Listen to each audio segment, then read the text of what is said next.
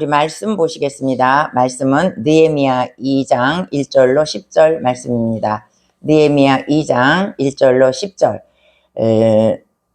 727쪽에 있습니다. 구약성경 727쪽 느헤미야 2장 1절로 10절 말씀입니다. 다 찾으셨으면 우리 한 절씩 교독하시겠습니다. 아닥사스다 왕 제20년 니산월에 왕 앞에 포도주가 있기로 내가 그 포도주를 왕에게 드렸는데 이전에는 내가 왕 앞에서 수심이 없었더니 왕이 내게 이르시되 내가 병이 없거늘 어찌하여 얼굴에 수심이 있느냐 이는 필연 내 마음에 근심이 있으리다 하더라. 그때 내가 크게 두려워하여 왕께 대답하되 왕은 만세수를 하옵소서. 내 조상들의 묘실이 있는 성읍이 이제까지 황폐하고 성문이 불탔사오니 내가 어찌 얼굴에 수심이 없사오리까 하니 왕이 내게 이르시되 그러면 내가 무엇을 원하느냐 하시기로 내가 곧 하늘의 하나님께 묵도하고 왕에게 아뢰되 왕이 만일 좋게 여기시고 종이 왕의 목전에서 은혜를 얻었사오면 나를 유다 땅 나의 조상들의 묘실이 있는 성읍에 보내어 그 성을 건축하게 하옵소서 하였는데 그때 왕도 왕 곁에 앉아 있었으라. 왕이 내게 이르시되 내가 몇 날에 다녀올 길이며 어느 때에 돌아오겠느냐 하고 왕이 나를 보내기를 좋게 여기시기로 내가 기한을 정하고 내가 또 왕에게 이르되 왕이 만일 좋게 여기시거든 강 서쪽 총독들에게 내리시는 조서를 내게 주사 그들이 나를 용납하여 유다에 들어가기까지 통과하게 하시고 또 왕의 살림감독 아삽에게 조서를 내리사 그가 성전에 속한 영문의 문과 성곽과 내가 들어갈 집을 위하여 들포로 쓸 제목을 내게 주게 하옵소서 하매 내 하나님의 선한 손이 나를 도우심으로 왕이 허락하고 군대 장관과 마병을 보내어 나와 함께하게 하시기로 내가 강 서쪽에 있는 총독들에게 이르러 왕의 조서를 전하였더니 호론 사람 산발락과 종이 되었던 암몬 사람 도비아가 이스라엘 자손을 흥황하게 하려는 사람이 왔다 함을 듣고 심히 근심하더라. 아멘. 우리 옆 사람과 인사하겠습니다. 하나님 오늘도 우리와 함께 하십니다. 하나님 오늘도 우리와 함께 하십니다. 아멘. 근데 오늘은 이제 느헤미야 2장을 보겠습니다. 우리 느헤미야 2장을 보기 전에 요전 주일에 했던 1장을 잠깐 우리 복습을 하겠습니다.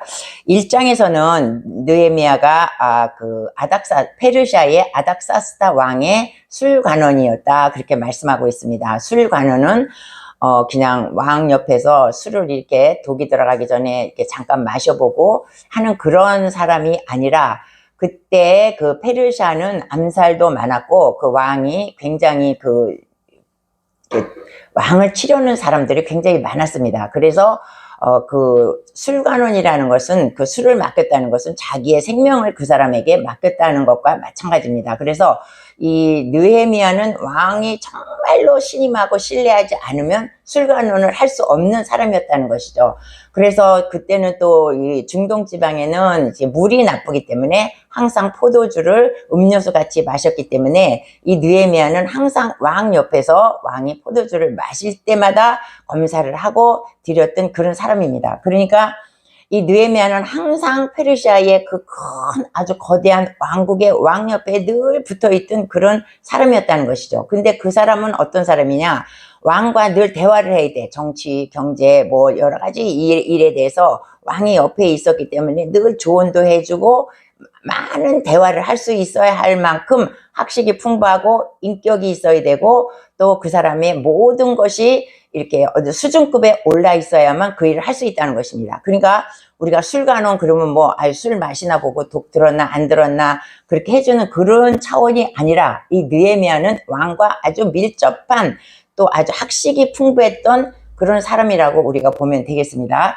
그래서 느헤미야는 그 왕의 아닥사스다 왕의 신임을 잔뜩 받고 있었기 때문에 그 사람의 권세는 또 그 페르시아에서 굉장히 그 권세가 높은 지위에 있었다는 것입니다. 그런데 이 느헤미야는 어떤 사람이냐?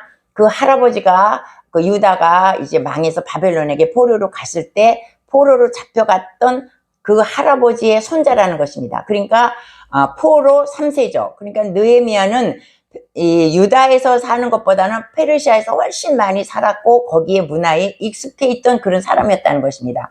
그런데 할아버지 아버지로부터 그 자기의 고향 나라 이스라엘에 대해서 계속해서 교육을 받아가지고 이 사람은 자기 고향에 대한 향수와 자기 고향에 대한 애국심이 엄청 많았던 사람이었습니다.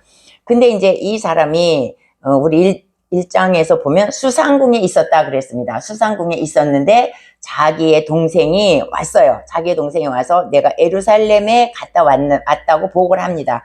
그러니까 에루살렘이 어떻더냐 그렇게 물어보니까 에루살렘 성은 다 불이 타고 그 성벽은 무너지고 백성들은 아주 비참한 가운데 환난을 당하고 있습니다. 이렇게 말해요. 그러니까 그 느헤미야가 그 소리를 듣고 어떻게 했다 그랬어요? 그 자리에서 바로 엉엉 울고 금식하며 기도했는데 몇 날 며칠을 울고 금식하며 기도했다는 것이에요. 그러니까 자기는 사실 상관도 없어. 자기는 페르시아에서 엄청난 권력을 누리고 사는 사람인데 자기 조국의 땅에 그렇게 폐허가 됐다는 소리를 듣고 이 느헤미야는 계속해서 울면서 기도하기 시작을 한 것입니다. 그러면서 이제 느헤미야는 기도하는데 무슨 기도를 했냐면 하나님, 내가 저 유다에 가서 예루살렘에 가서 내가 저 성전을 건축하게 하시옵소서 이 기도를 하는 것입니다. 왜 이 기도를 하냐면 이 일이 있은 지 14년 전에 율법자 에스라가 이제 포로 귀환을 하는데 제2차 포로를 데리고 그 페르시아에 있는 포로를 데리고 유다로 들어갑니다. 유다로 들어가는데 2차 포로 귀환하는 사람들을 데리고 갔는데 보니까 1차의 포로로 왔던 사람들과 거기에 남아있던 사람들이 신앙 상태가 아주 영적으로 엉망진창이었다는 것입니다. 그래서 에스라가 그들을 놓고 안 되겠다 해서 그들에게 하나님의 말씀을 가리키면서 영적 대각성 운동이 일어납니다. 그래서 그들이 회개하고 이제 깨우쳐졌어요. 하나님 안에서. 그래서 그러면 우리가 이 예루살렘 성을 재건하자 해서 재건을 하게 됩니다. 재건을 한창 하는데 이제 벽에 부딪히는 것이 뭐냐면 그 주변 국가들이 예루살렘 성을 건축하는 걸 굉장히 반대를 하는 것이에요. 왜냐하면 저번에도 말씀드렸지만 이스라엘이 솔로몬과 다윗 시대에 그 번성했던 그것을 바라보면 이 민족이 지금은 자치 국가도 아니고 어떤 국가가 형성되지 않았지만 성이 우리 요전에도 우리 성에 대해서 배우지 않았습니까? 성이 딱 세워지고 성전이 세워지면 이들이 자치국가가 됐을 때 이들의 힘이 굉장히 강하다. 이거를 알기 때문에 그 성벽과 성을 건축하지 못하게 하는 것입니다. 그래서 굉장히 방해가 많은 것이에요. 그래서 어떻게 했냐면 그 사마리아의 지방 장관으로 있던 르흠이라는 사람을 매수를 해갖고 너 니네 나라 그 아닥사스다 왕에게 가서 이 예루살렘 성전을 건축하지 못하게 조서를 좀 그 왕 앞에 아뢰어달라 이래요. 그러니까 르흠이 그들에게 매수를 당해서 이 아닥사스다 왕, 지금의 느헤미야가 섬기고 있던 아닥사스다 왕에게 가서 말을 해요. 그 예루살렘 성전을 건축하고 있는데 그것을 좀 하지 못하게 하십시오. 왜냐하면 이스라엘 백성들은 유일신이라는 하나님을 섬기는데 이들은 그 하나님밖에 모르고 어떠한 국가 앞에서도 반역을 하고 어떠한 국가에서도 순종하지 않는 아주 이 사람들은 골치 아픈 민족입니다. 그러니까 그 사람들이 성전을 건축하고 성벽을 쌓으면 그들은 반드시 이 페르시아에 반항을 할 것입니다. 그러니까 절대로 이 성전을 짓지 못하게 하십시오. 이렇게 하는 거예요. 그러니까 이 아닥사스다 왕이 어떻게 하냐면 이제 기록을 봅니다. 과거의 기록을 보니까 이스라엘 민족들이 정말 그런 거예요. 반항을 하고 순종하지 않고 하나님이라는 유일신만을 섬기는 그런 민족이라는 것을 알고 그러면 너희들이 이제 예루살렘에 더 이상 성전 건축을 하지 말아라. 이렇게 조서를 이렇게 다 보냈어요. 그러니까 성전을 건축하지 못하는데 그 이방 사람들이 와서 너무 이제 자기의 소원이 이루어졌지 않습니까? 그러니까 와서 성벽을 그나마 진 거를 다 무너뜨리고 예루살렘 성전을 불에 타고 백성들을 때리고 죽이고 이런 상황이 있었다는 것입니다. 그래서 그렇게 된 상황을 이 동생이 느헤미야한테 와서 그렇게 얘기를 한 것입니다. 그러니까 이제 느헤미야는 이제 무슨 걱정이 있냐면 내가 가서 저 성전을 건축하겠습니다. 이 왕 앞에 가서 그런 말을 해야 되는 거예요. 근데 그런 말을 하지 못하는 것이 그때 누가 이것을 말렸냐면 자기의 왕인 아닥사스다 왕이 예루살렘 성전을 건축하지 말아라. 이렇게 명령을 내렸기 때문에 그 명령을 번복할 수가 없는 것입니다. 그러니까 페르시아 왕은 절대 권력을 가지고 있던 왕이기 때문에 자기가 한번 명령 내린 것을 어떠한 신하든지 예루살렘 성을 건축해야 되겠습니다. 그렇게 자기의 명령에 조금이라도 반기를 드는 자는 무조건 다 징계예요. 그러니까 왕이 명령을 내렸는데 그것에 대해서 어떠한 그거를 다시 말한다. 그러면 그것은 바로 징계에 들어가는 것입니다. 그러니까 왕이 한 거에 대해서 이 신하들은 아무 말도 못하는 거야. 그러니까 이 느헤미야는 저 왕의 마음을 바꾸지 않으면 예루살렘 성전을 건축할 수가 없는 거예요. 그래서 에리메야 그때부터 금식하며 하나님 앞에 기도하는 것입니다. 저 왕의 마음을 바꾸어서 내가 가서 성전을 건축하게 해달라고 그 기도를 하는 것입니다.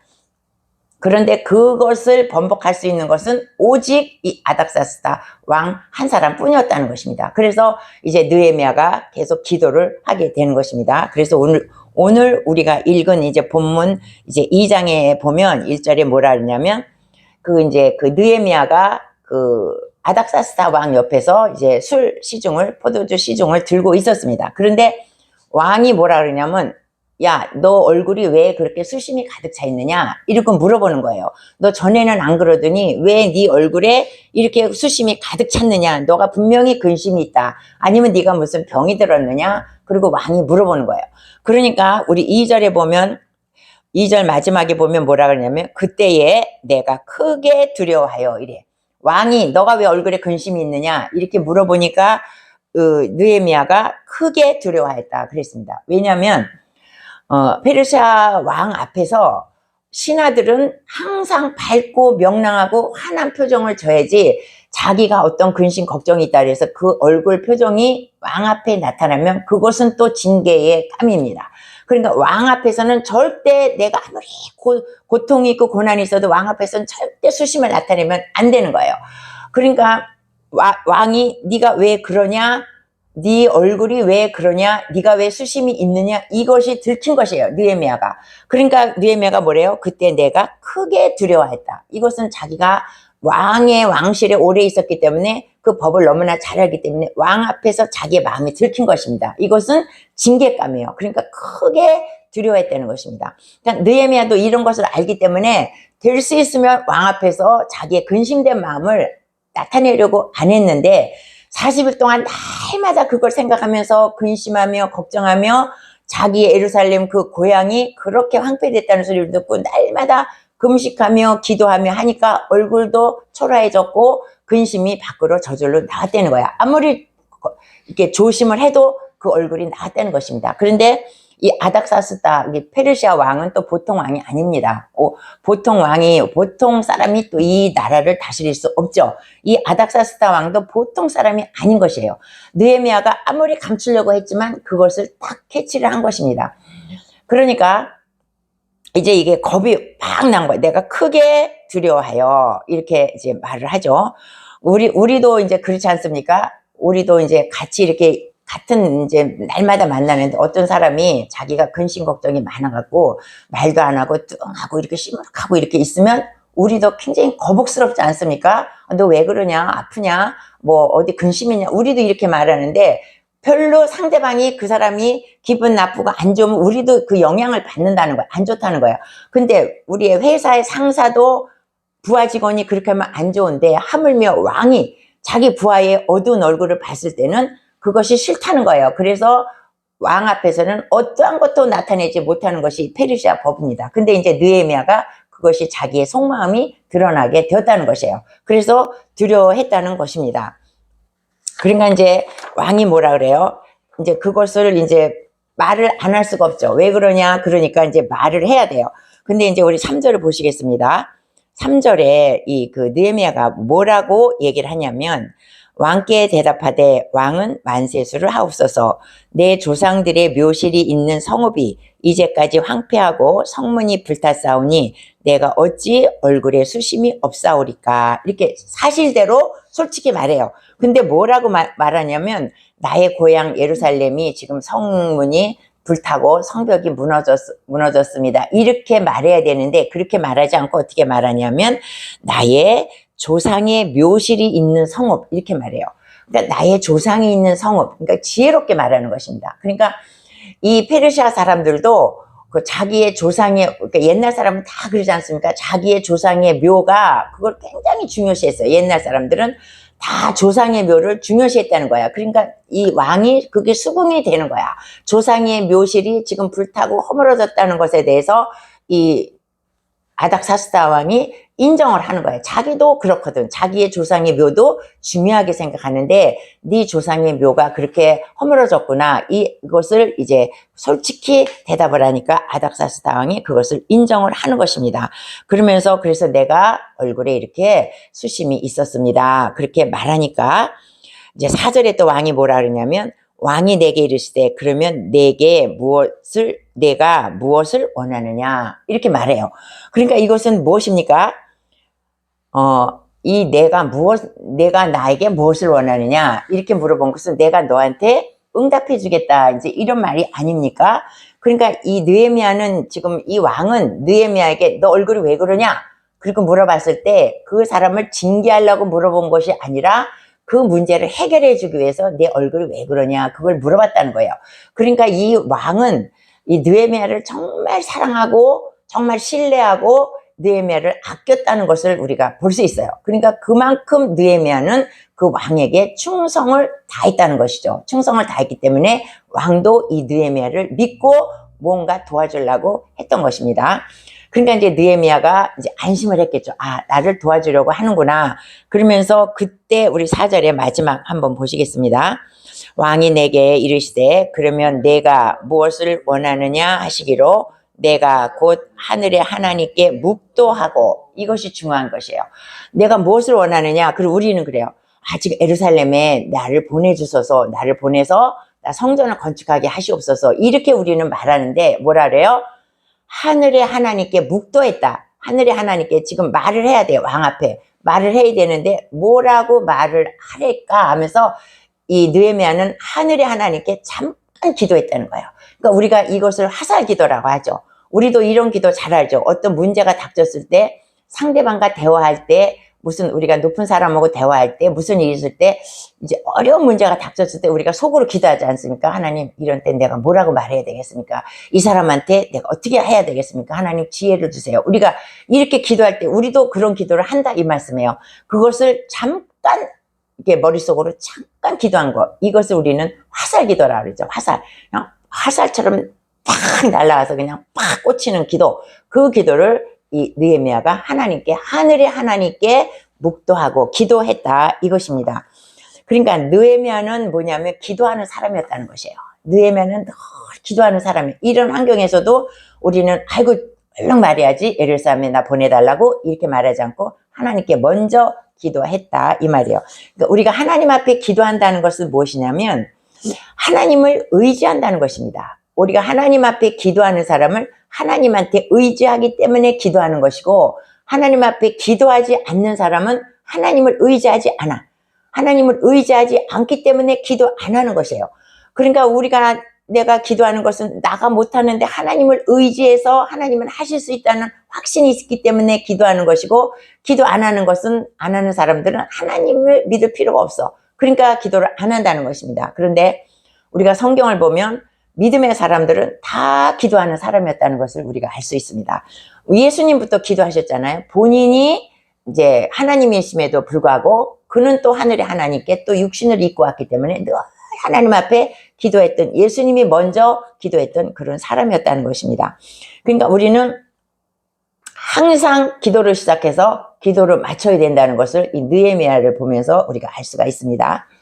그러니까 이제 느헤미야는 얼마 동안 지금 기도를 했냐면 40일 동안 기도를 했어요. 40일 동안 기도했는데 하나님은 또 기도에 응답하시는 방법도 참 여러 가지죠. 그 수심이 가득 찬 얼굴을 통해서 그 아닥사스다 왕의 마음을 여는 것입니다. 그래서 그것을 통해서 기도 응답을 지금 주시고 있는 것입니다.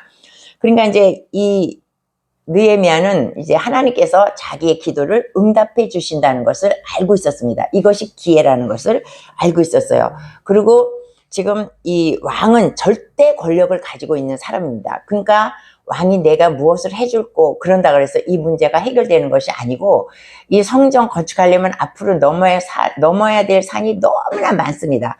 그러니까 그것을 하나하나 느헤미야가 다 이 아닥사스다 왕을 통해서 그것을 통해서 얻어내야 되는 것이에요. 그러니까 계속해서 기도하지 않을 수가 없는 것입니다. 이 페르시아 왕은 절대 권력을 가진 사람이었다고 말씀했습니다. 그런데 이 느헤미야는 무엇을 믿냐면 절대 권력을 가진 페르시아 왕이지만 그 위에는 절대 주권을 가진 하나님이 계시다는 것을 알고 있었습니다. 그래서 그는 이때가 하나님께서 나에게 주시는 기회다. 그거를 알고 있었습니다. 그러니까 우리는 이 세상 살아가면서 누구든지 다 나에게 기회가 옵니다. 다 똑같이 이 사람도 기회가 안 오는 사람이 없어요. 다 나름대로 기회가 와. 그런데 내가 그 기회가 왔을 때 내가 그 기회를 잡는 사람이 있고 못 잡는 사람이 있다는 거예요. 그런데 성공하는 사람은 어떤 사람이냐? 기회가 왔을 때 그 기회를 잡는 사람. 근데 그 기회를 우리가 참 분별하기가 어렵죠. 그런데 성공하는 사람은 그 기회를 잘 잡고 그 기회를 활용하는 사람이 이 세상을 성공한다. 그 말씀입니다. 근데 우리도 그러잖아요. 우리한테도 다 기회가 와. 근데 이제 기회가 지나갔어. 그러면 내가 그때 그 땅을 샀어야 되는데, 우리의 그게 꼭 있어요. 내가 그때 그 집을 샀어야 되는데, 우리가 다 그러지 않습니까? 그 기회가 왔는데 그 기회를 잡지를 못하는 거예요. 우리는 이렇게 망설이느라고. 그래서 우리가 아브라함을 이제 예를 들어보면 아브라함이 어떻게 했습니까? 너가 본토 친척 아비 집을 떠나라. 그렇게 말씀을 했어요. 하나님께서. 근데 아브라함도 많은 생각을 했을 것입니다. 왜냐하면 그 몇천 년 전에 그 자기의 친척을 지금처럼 뭐 이렇게 왕래가 있는 시대도 아니고 자기의 친척 아비 집을 떠난다는 것은 굉장히 어려운 일이었습니다. 그런데 이 아브라함은 그 하나님의 말씀을 믿고 기회를 잡은 것이에요. 그래서 그가 믿음의 조상이 되었고 그가 많은 축복을 받게 된 것입니다.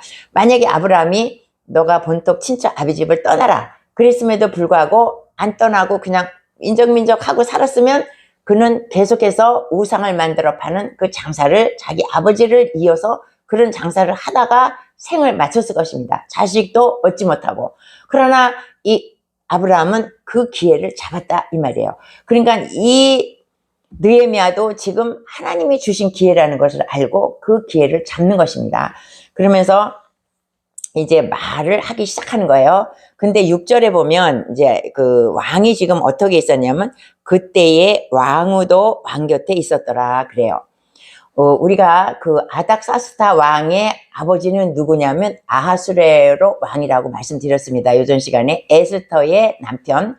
그러니까 우리가 에스더의 남편 아하수에로 왕의 성격이 불같고 세상 말로 하면 뭐 같은 사람이에요. 성질이. 그러니까 자기 아내 왕후가 오라 그랬을 때 안 오니까 그냥 바로 그 왕후를 패버리지 않습니까? 그리고 하만이 자기 에스더에게 엎으러지니까 또 바로 죽여버리고 이런 그 아하수에로 왕이라는 것입니다. 그 아들도 이 아닥사스다 왕도 성질이 불같은 사람이었다는 것이에요. 그런데 여기에 보면 왕후가 옆에 있었다. 그때 우리가 그 에스더를 보면 그 왕비가 찾아가도 그 왕이 그 호를 내밀지 않으면 왕 앞에 올 수가 없는 것이에요. 왕후라 그래서 맘대로 왕한테 갈 수가 없는 것이 그때 당시에 법이었다는 것이에요. 근데 왕후가 와 있었다. 그것은 왕이 기분이 좋았다 그거예요. 기분이 좋아서 왕후를 불러서 같이 즐기고 있었다. 이때에 느헤미야가 그 자리에 있었다니까. 그러니까 이 왕은 지금 마음이 많이 느긋해 있고 기분이 좋아 있을 때 이 느헤미야를 보고 내가 왜 그러냐 이렇게 여겼다는 것이죠. 그것은 뭐냐면 하나님께서 이렇게 다 아닥사스다 왕을 녹이면서 환경을 만들어 주신 것을 우리가 알 수 있습니다. 그것은 오직 느헤미야가 밤낮으로 금식하며 기도한 결과였다는 것입니다. 느헤미야가 밤낮으로 금식하며 기도한 결과 하나님께서는 이렇게 아닥사스다의 왕의 마음을 녹이면서 그의 이제 그 조건을 들어주시게 된 것입니다. 그래서 이제 말을 하는 거예요. 이제 그 느헤미야가 내가 예루살렘에 가서 내가 예루살렘을 성전을 건축하게 하옵소서. 그러니까 왕이 가라 그렇게 보내요. 그런데 그 예루살렘에 간다고 해서 성전이 건축되는 것은 아닙니다. 거기에 건축되려면 많은 자재가 있어야 돼. 그리고 거기에는 이웃 나라들이 굉장히 방해를 많이 해. 그러니까 왕의 조서가 필요해. 이것을 예루살렘을 성전을 다시 졌다는 조서가 필요하고 내가 느헤미야를 보낸다는 페르시아 왕의 조서가 어인이 다 필요한 것입니다. 그것을 다 해달라고 느헤미야가 조목조목 다 얘기하는 거예요. 그냥 나를 보내주십시오 그게 아니라 자기의 필요한 거를 다 조목조목 얘기해. 그리고 내가 가면 저들이 나를 방해할지 모르니까 나를 이제 호위하게 해주세요 해갖고 왕의 그 군대 장관을 이렇게 느헤미야 옆에 붙여서 보냅니다. 이런 일은 있을 수가 없는 것입니다. 예루살렘 성전을 건축하기 위해서 왕의 군대 장관을 보내고 왕의 그 말을 보내고 그러면서 많은 건축 자재를 보내고 또 조서를 보내서 이 사람 통과시켜라 이 사람 통과시켜라 하는 조서를 다 왕이 다 그렇게 해줬다는 거예요. 그것은 누가 했냐? 결국 하나님이 그렇게 해줬다는 것입니다. 그러니까 이제 느헤미야는 그것을 왕한테 말할 때 내가 너에게 무엇을 해줄까? 이때의 느헤미야가 조목조목 이거를 다 말했다는 거예요. 왜냐하면 하나님께 대한 확신이 있었기 때문에 그냥 이 왕이 무서워서 대충 하지 않고 다 말했다는 거예요. 그래서 여기서 우리에게 주시는 것은 뭐냐면 우리가 기도할 때 하나님 앞에 기도할 때 조목조목 하나하나를 다 자세하게 말을 하라는 것이에요. 그러니까 하나님은 우리는 이러죠. 하나님은 내가 기도 안 해도 하나님은 다 채워주셔. 그런데 뭐 내가 그걸 일일이 다 말해? 물론 하나님은 채워주시죠. 우리는 하나님이 다 채워주시지만 그래도 하나님은 내가 원하는 것을 나는 이거 이렇게 원합니다 하고 내가 늘 그렇게 기도하면 하나님이 내가 이해를 해주기로 했는데 내가 그렇게 날마다 기도하면 하나님이 더 예쁘게 보신다는 것이에요. 그러니까 우리가 애들을 기르면서도 엄마는 다 알죠. 얘가 이제 운동화를 사줘야 되겠구나. 얘가 이제 학교에 들어가니까 책가방을 사줘야 되겠구나. 다 해줘. 그러나 애가 엄마 나는 요번에 책가방을 빨강색에다가 뭐 끈은 이렇게 있는 걸 사줬으면 좋겠어요. 그러면은 엄마가 더 이쁘잖아. 어차피 제가 나를 의지하면서 이걸 해달라는구나 하면서 이 엄마는 걔가 해달라는 걸 다 해준다는 거예요. 그것이 아주 나쁜 것이 아닌 다음에 그러니까 우리가 하나님 앞에 기도할 때 조목조목 하나하나를 다 해서 하나님 앞에 아뢰라는 것이에요. 그러니까 이 느헤미야도 아닥사스다 왕한테 하나하나 조목조목 이거 해주세요. 그러니까 아닥사스다 왕이 그거를 다 들어줬다는 것입니다. 근데 이것은 우리가 아닥사스다 왕이 절대로 그거를 들어줄 수가 없는 입장인데도 불구하고 하나님의 은혜로 느헤미야가 40일 동안 그렇게 울면서 기도한 그 기도로 하나님께서 그것을 다 들어주셨다는 것입니다. 그러니까 이 느헤미야는 이제 아닥사스다 왕이 보낸 군대 장관과 마병을 이끌고 이제 그곳으로 갑니다. 예루살렘으로 이제 가게 돼요. 조서를 가지고 다 가게 돼. 근데 거기에 있던 이제 10절을 보겠습니다. 10절에 보면 우리 다 같이 10절. 호른 사람 산발락과 종이었던 암몬 사람 도비아가 이스라엘 자손을 흥왕하게 하려는 사람이 왔다 함을 듣고 심히 근심하더라. 그러니까 호른 사람 산발락과 또 그 종이었던 암몬 사람, 이 사람들은 지금 하나님의 뭐라고 말을 해요? 하나님 이스라엘 자손을 흥왕하게 하려는 사람이 왔다. 이스라엘 자손을 흥왕하게 하려는 사람이 왔다. 그 소문을 듣고 이 사람들이 심히 근심했다. 이렇게 말하는 것입니다. 그래서 여기서 산발랏이라는 것은 그때 사마리아 총독이었다는 것을 말합니다. 그때는 유다가 아직 자치 도시가 되지 않았어요. 자기가 다 포로로 있었기 때문에 유다가 완전히 나라로 성립되지 않았기 때문에 사마리아 총독이 와서 그 유다를 다스리고 있었습니다. 그 사람이 산발랏이라는 거예요. 그 사람이 두려워했다는 거야. 이스라엘을 다시 흥왕하게 할 사람이 왔다 하면서 이제 두려워했다는 거죠. 그래서 만약에 예루살렘 성전이 서지고 이제 성벽이 서지면 자기들의 위치가 아주 좁아지고 자기가 아주 그냥 어려움을 당하니까 근심을 하면서 나중에 계속 이 사람들이 성전 공사할 때 계속 방해를 하게 됩니다. 그래서 느헤미야가 갔다고 그래서 그것이 이제 완전히 성전을 건축하는 것이 아니고 성전을 건축하는데 느헤미야가 일단 이곳에 통과는 했지만 그 뒤로도 계속해서 어려움을 당합니다. 어려움을 당하고 이제 성전을 건축하게 된다는 것입니다. 그래서 하나님께서는 이제 왜 이렇게 또 응답을 하셨을까? 하나님은 하나님의 성전을 건축하고 하나님의 일을 하는 사람들의 기도를 들어주신다 이거예요. 그러니까 내 일도 아니고 하나님의 성전과 하나님의 백성을 위해서 금식하고 기도하는 느헤미야의 기도를 들으신다는 것은 곧 하나님은 이 아닥사스다 왕의 마음도 다 녹여놓으시고 다 모든 것을 예비하고 준비해 놓는다는 것입니다.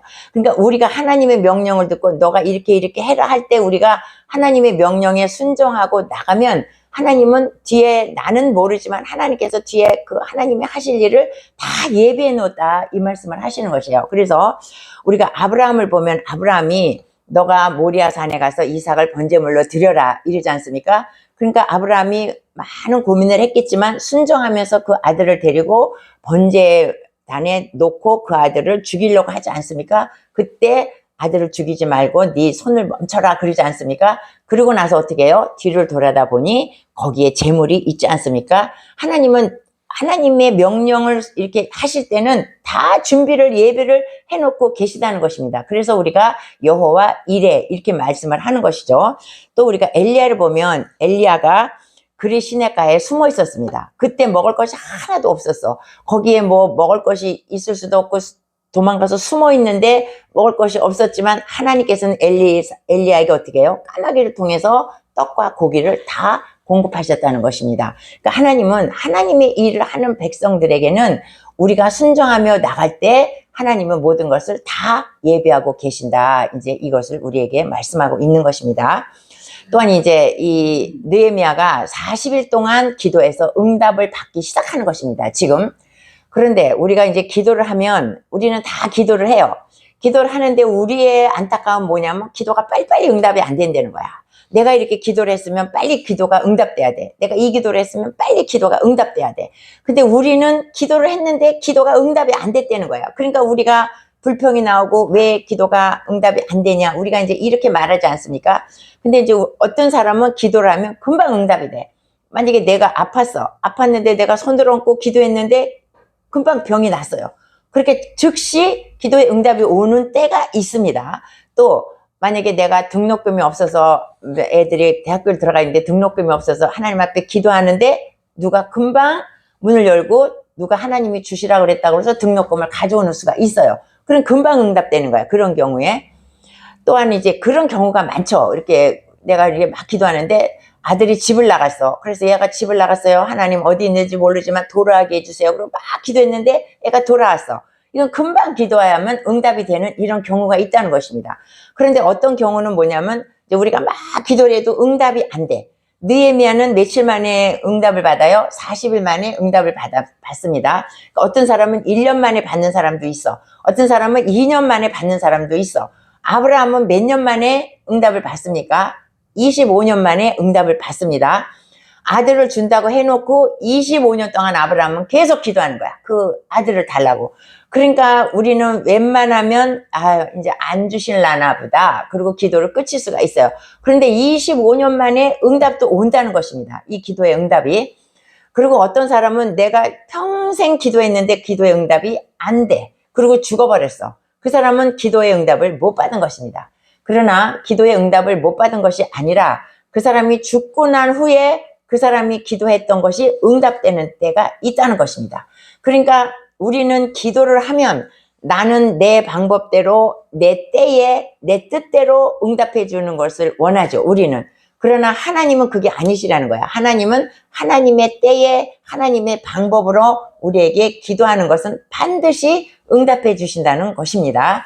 그러니까 우리가 내 마음대로 기도했는데 응답이 안 됐다. 이래서 우리가 불평할 것이 아니라 우리가 그래도 기도를 꾸준히 하면 내가 죽어서라도 하나님은 나의 기도에 응답을 해 주신다는 그런 것입니다. 그러니까 느헤미야는 이렇게 정말 나라와 민족을 위해서 끊임없이 40일 동안 금식하고 기도했을 때 이제 하나님의 문을 여시고 그 아닥사스다 왕, 그 아주 그냥 호랑이 같은 그 왕의 문을 여시고 이제 성전 건축을 하러 가게 되는 것입니다. 이제 오늘 2장에서는 이제 거기까지 말씀을 드리겠습니다. 우리 오늘 찬양 한 장 하시고